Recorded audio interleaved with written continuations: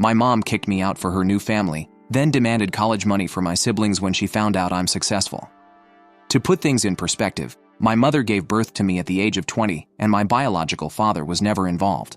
He never wanted children, she told me, and because they had only been dating for a few months when she became pregnant, she offered him the option to leave, which he did. She stated that because of the bitterness of their breakup, she had chosen not to demand child support from him and he had also refused to pay. Never talking again was convenient for both of them. She was fortunate to have my grandparents' unwavering support and encouragement, which enabled her to finish her schooling and secure employment. She dated a couple men while I was younger, and she began dating Harry, a co-worker, when I was about 8 years old. Before getting married, they dated for over 3 years. Although we weren't very close, Harry and I got along well enough to put up with each other being in the house. When my mom became pregnant 4 years after they were married, everyone was overjoyed, including me. In retrospect, I probably should have known what was going to happen, but I was too preoccupied with the idea that my mother would always support me. I hoped Mom wouldn't leave me now because she had endured a lot of challenges raising me by herself. She obviously distanced herself from me after she married Harry, and we began to drift apart, but I thought it was only a phase and that things would improve. During her pregnancy, I did my best to be encouraging, but she appeared to get angrier every time I was there. To avoid disturbing her, I made the decision to become scarce, but it seems that I wasn't inconspicuous enough. She and Harry sat me down for a serious conversation 6 months after she gave birth to twins. They informed me that they couldn't keep me in the house since they had 2 children to look after. They couldn't legally throw me out without getting in trouble because I was still a juvenile, having just turned 16. By highlighting the financial burden of providing for a big family on their meager income, they attempted to persuade me otherwise. Since we had been living comfortably up until that point, I honestly didn't think it was hard to maintain 2 adults, 1 teenager and 2 kids on the salary of 2 web engineers. They clearly only wanted me gone. I genuinely didn't want to leave, so even at that point I attempted to offer ways to stop it. If money was a problem, I offered to acquire a job, but my mother said she wanted to save money and resources for the children who deserved it more. She stated that they deserved to stay with them more than I did, not that they needed this more. That was all it took for me to decide that I had to leave because it was obvious that no one wanted me.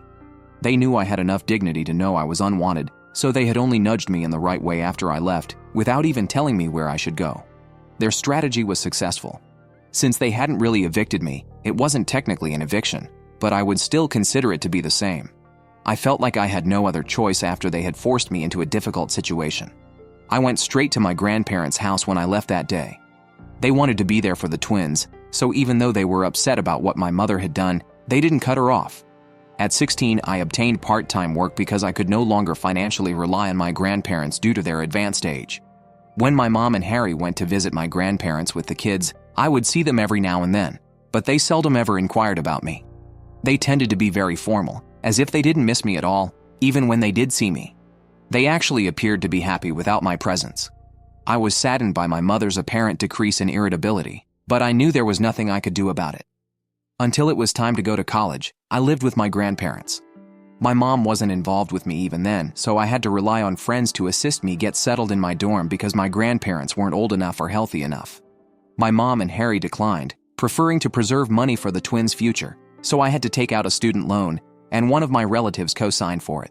Fortunately, one of my uncles agreed to assist if I assured him that he would never be responsible for any of the costs. I worked while I was in college to make sure I wouldn't fall behind on my payments and to give myself a financial advantage.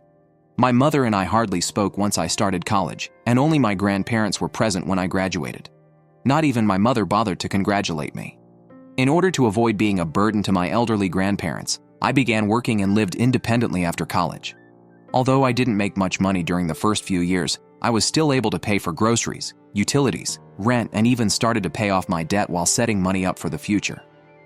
In fact, I would describe that as living on a limited income. Fortunately, things finally got better. It took a while, but I eventually rose through the ranks of my organization. Considering that I received very little assistance, I'm proud of how far I've gone and am now in a rather comfortable posture. Unexpectedly, my mother discovered that I earn a good living, even though we haven't spoken for many years. At nearly 33, I currently hold a senior management role at the same organization where I began my career. About 4 months ago, I got a big promotion, but I wanted to keep it a secret, so only a select few individuals knew about it. To thank my uncle for co-signing my loan back when I was having trouble paying for college, I did inform him. According to what I understand, he just met my mom and Harry at a family get-together and urged her to get in touch with me to congratulate me on my success. Even though I'm sure he meant well, it didn't work out because she didn't even get in touch with me to offer me congratulations. In the end, my mother learned about it and recently visited my home with Harry, insisting on talking to me. I should note that I haven't spoken to her since I started college. I blocked her everywhere and left her out of my life after graduating since I didn't think there was any use in hoping she would change her mind. She didn't appear to be negatively impacted, and to be honest, I doubt she even noticed. Only my grandparents, who were aware that I disliked discussing my mother, were in contact with me and they steered clear of the subject. I didn't really stay in touch with my uncle either, so I was unaware that my mom and Harry had been having financial difficulties for a few years. Only when they arrived at my door and told me how bad things had gotten did I find out. It was wishful thinking, but the only reason I even allowed them inside was because I hoped they would be coming to make amends. They began by stating that they had heard from my uncle about my promotion and how I was one of the youngest individuals in such a prominent position in my firm, rather than congratulating me on my accomplishment. It seems that they were surprised that I had kept it from them. Ironically, I was taken aback that they expected me to communicate with them at all, much less deliver any positive news. Additionally, they were disappointed that I had shut them out of my life, claiming that it was only because they had prioritized their children above me. They maintained that I should have been old enough to comprehend their rearranged priorities and not harbor resentment as a teenager. They said that I should have supported their decisions rather than going in with my grandparents. I'm not even sure why they thought I would agree with their choice to expel me from the house. They tried to gaslight me into thinking that I was the bad guy for being angry that they had ejected me so they could spend time with their children alone, but that's how they began our reunion after all these years. They talked about how tough the past several years had been for them without even giving me a chance to explain my side of the story. They described how they had launched their own company, but, regrettably, it did not succeed, resulting in losses. They were now attempting to make up for previous losses, and they desperately needed money as the twins were getting close to college age. I saw then why they had come. They needed financial assistance. They didn't waste any time going right to the point, even trying to soften it by claiming that I could make it up to them by paying for my siblings' schooling, but that at first they were upset that I hadn't contacted them despite performing well. Their attempt to make it seem as though they were doing a favor by allowing me to pay for the college education of 2 children I no longer knew astounded me. I told them right away that I wouldn't be doing that and that it was disrespectful of them to believe they could coerce me into doing so. I became irate and reminded them that they were the reason I had to work during my college years and pay for my own education. Because they wanted to save for their real children, who they believed deserved it more than I did, they had refused to provide me with financial support back then. I assured them that they had no right to expect anything from me now, particularly financial support, since I had never questioned their choice to put the twins first and had just left them alone. They actually no longer had the right to demand that I communicate with them. Instead of attempting to emotionally control me, I pointed out that they could now use the same money to pay for the twins' college bills because they had wished to conserve money and resources for the children who deserved it. I had nothing else to say, so I asked them to go. I was stupid to invite them inside my house in the first place, assuming they might have come to express regret for their treatment of me. They became irritated and attempted to place the blame elsewhere when I began to insist that they leave. They informed me that I wasn't innocent in this case. Their protection. They said I was over-enthusiastic, over-involved, and frequently irritable while we all lived together. I was only a teenager, trying to keep in touch with my family as they drifted away from me, so I couldn't believe that was a true issue they had with me. They then had the audacity to claim that I was no better than them since I had denied their request. They said I was forgetting all the years my mother had taken care of me and brought me up alone. They said that this was my opportunity to make it up to her and assist her, but I was being rude and unappreciative instead. Since I was a child at the time, I thought it was absurd that they would bring that up. Even if I had wanted to, I couldn't have decided not to rely on them. Furthermore, it wasn't like they were helping me. They pushed me out of the house and effectively forced me out as soon as they believed I was mature enough to manage things on my own. For the following 18 years, they refused to acknowledge my existence. I was still shocked that they had the gall to expect me to aid them now, as if I owed them something, even after everything that had happened. During the dispute, things became quite personal and ugly, and I finally threatened to call the police if they didn't leave my property. My mother reminded me of all the sacrifices she had made when I was younger, ostensibly because she wanted to be a good mother, before they finally departed after more arguments. She said that I had been ungrateful the one time she had expected me to sympathize with her predicament and allow her to put other people before myself. She now claimed that rather than the other way around, I was portraying her as the villain.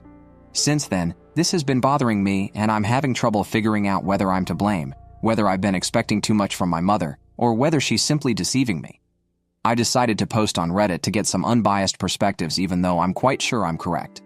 AITA for not paying for my half-sibling's college tuition just because my stepdad and estranged mother are having financial difficulties. Edit. Even though my uncle had excellent intentions, I reminded him that what he did was wrong and unacceptable. His actions undoubtedly had a negative effect. I wouldn't be in this predicament if he hadn't shared my life with my mother and disclosed my contact details without my consent. He apologized excessively, stating that he was unaware of their financial difficulties and that he had no idea my mother would respond in this manner. He admitted that he had no business telling my mother about my life and that if we had wanted to get back together, we would have done so without his help. Since his heart was in the right place, I don't intend to cut him out of my life. I would have been much more angry if he had meant something different. He simply made an error. In addition, it was because of him that I was initially able to attend college. He was the only person who was prepared to assume the responsibility of co-signing my loan application.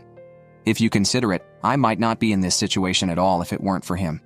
I made sure to let him know that what he did wasn't appropriate since I don't want to come across as unappreciative, but I'm also not a doormat.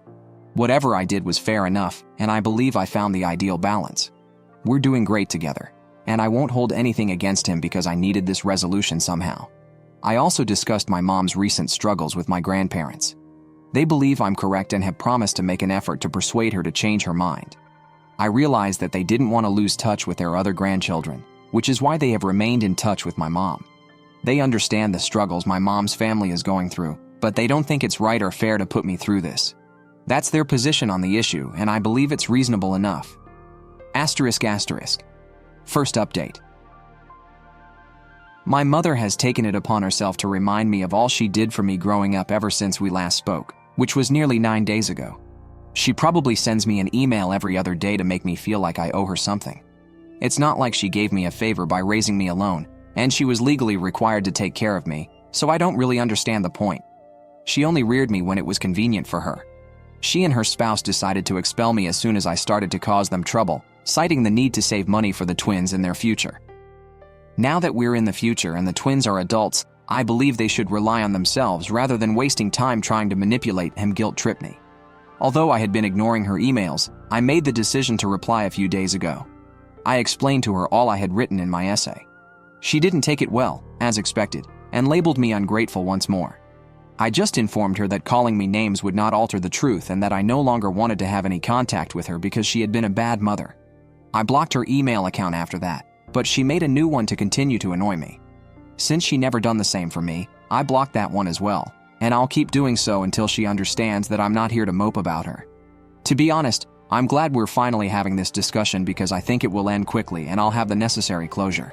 Only because I was still clinging to the hope that perhaps they had changed, that perhaps they were here to congratulate me and make amends, did I welcome them into my house and talk to them that day. However, speaking with them made me realize that they are just not the type of individuals who are able to experience regret, guilt, or shame. I've fully given up on ever making amends with them after it once again made me realize how self-centered and cunning they are. Second update. I believe that my mother's appearance at my place of employment earlier today was the most bizarre thing she has ever done. Fortunately, I wasn't working today, so she departed really fast and didn't succeed in her endeavor. I was feeling a little under the weather, so I decided to take the day off, and I'm so happy I did. She would have definitely thrown a fit or done anything to make me look foolish if I'd been present. When the receptionist called to inform me that my mom had arrived, wanting to see me and refusing to go despite being informed that I wasn't there, I learned the truth. When they put her on the phone with me, I firmly told her that I was at home, even though I was already rather anxious about what she might do. She was informed that if she attempted anything at my place of employment, I would sue her until she would be too ashamed to send her children to college. I did my best to sound threatening, so I believe it truly frightened her. She agreed to depart right away, provided I met her in person, so it must have worked. I reminded her that she couldn't afford a lawsuit at the moment and informed her that she wasn't in a position to be making demands. I also mentioned that my employer would not think twice about suing her if the situation worsened, which would be a very different scenario because they wouldn't be as forgiving as I'd been. She'd be better off just going out in silence. I didn't get any more calls or notifications regarding the event, so I guess she left after giving the phone back to the receptionist. I can't afford for this to happen again because that was undoubtedly a near call. I've made the decision to speak with a lawyer to find out what precautions I may take. She hasn't threatened me directly, so I'm not sure if this is enough to get a restraining order, but I still want to speak with the attorney to discuss my alternatives. I just have to hope that this experience was unpleasant enough for her to think about leaving me alone till then. Update 3. Since I'm very certain we now have grounds for a restraining order, I suppose I don't need to consider filing one. When my mother arrived at my place of employment last week, I was able to persuade her to leave. However, in light of this week's events, I believe that a restraining order against her needs to be issued for everyone. She was waiting outside my door when I got home from work a few days ago. I informed her right away that I didn't want to argue and that I would call the police if she didn't leave. She practically raced at me and threw me to the ground, sending my phone flying out of my hands as I was ready to dial. She cursed at me and blamed me for everything that had gone wrong in her life while she attempted to beat me up. It took me a while to react since I was so taken aback by her insane conduct. However, because I consistently work out and am much younger than her, it was simple for me to overwhelm her when I did. Fortunately, all the shouting had alerted my neighbors to the problem and caused them to call the police. They even came to my aid and restrained my mother as we awaited the arrival of the cops. I made the decision to file charges when the police eventually arrived. She is currently in a lot of trouble. In addition, I've discussed this with my attorney and requested a restraining order against her. I've been informed that Harry has taken the children and moved in with his parents. I'm not sure if he intends to come back anytime soon. He apparently challenged her about her behavior after saving her and informed her that she couldn't continue acting in this manner. She also got into a fight with him, which seems to mean she's really lost it. I believe she finds it difficult to believe that I'm doing well in life, but in all honesty, she is to blame for her own issues. I will not be sorry for her. I'll have the restraining order in place soon, and since I'm making more money, I've already started thinking about moving into a larger home. Since now seems like the ideal moment, I'm going to start exploring my alternatives. Being linked to someone like that is embarrassing, so I sincerely hope my mother receives the support she needs and learns to behave normally. She has also been nasty to my grandparents, who have told me they no longer want to be around her. The only person she can blame for everyone avoiding her is herself. Anyway, I'm not worried about it anymore. Thank you for watching. If you haven't subscribed yet, please do so and hit the notification bell to stay updated with more shocking real-life stories happening around you.